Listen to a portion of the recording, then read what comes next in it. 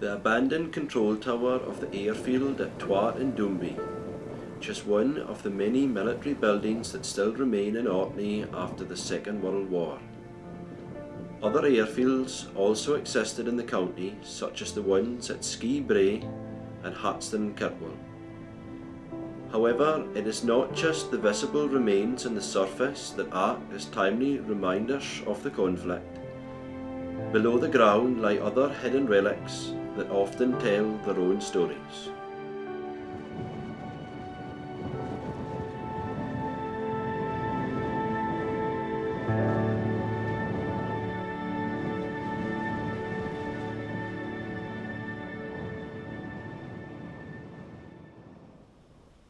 I have here beside me the remains from a World War II Seafire plane that was recovered from a crash site in Rendell in Orkney earlier this year. Flown by the RAF and the Royal Navy and powered by the legendary Rolls-Royce Merlin engine. Early versions could reach top speeds of almost 400 miles per hour.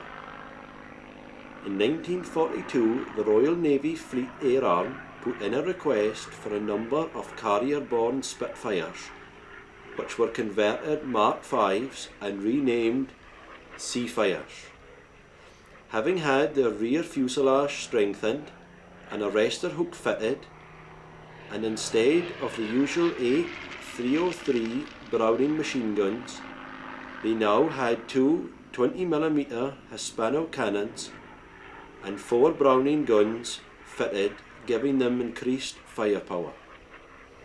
On the morning of the 3rd of February 1943, two Seafires of 880 Squadron, based at Hatston, took off for a routine camera gun training exercise off Woodwick Range EV. Flying MB-362 was Sub-Lieutenant Lloyd Harding Johnson, and in the other aircraft, MB-369, was Sub-Lieutenant Anthony Charles Armstrong Smalley.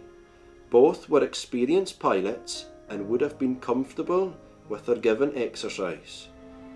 Although it is not known which pilot had which role on that fateful day, only that due to an error of judgment, these two Seafires collided in mid-air and both pilots were killed.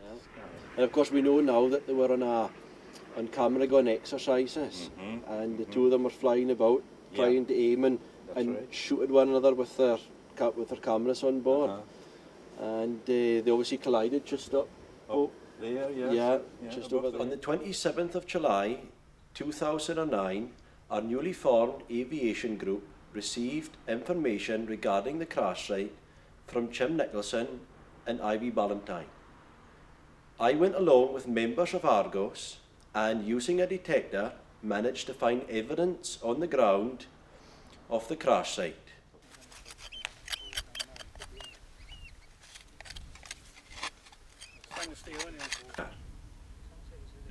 Crown on it. Yeah, there's a crown on it.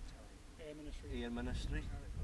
Marked by the two white lines, you can clearly see where the two 20mm cannons were positioned on the plane. The Seafire impacted the ground upside down at 45 degrees beyond vertical.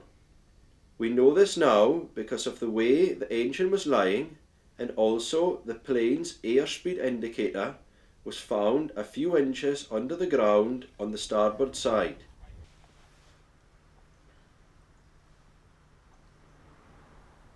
On the 24th of October 2010, as a mark of respect, we arranged a short ceremony at the graveside of the two pilots, and wreaths were laid in remembrance. The service was attended by the Kirkwall branch of the Royal British Legion.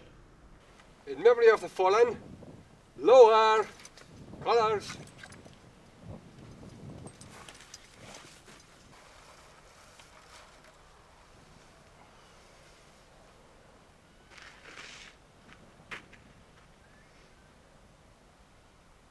They shall not grow old as we that are left grow old.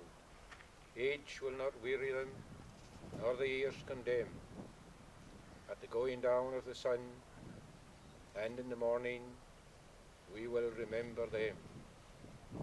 will remember them.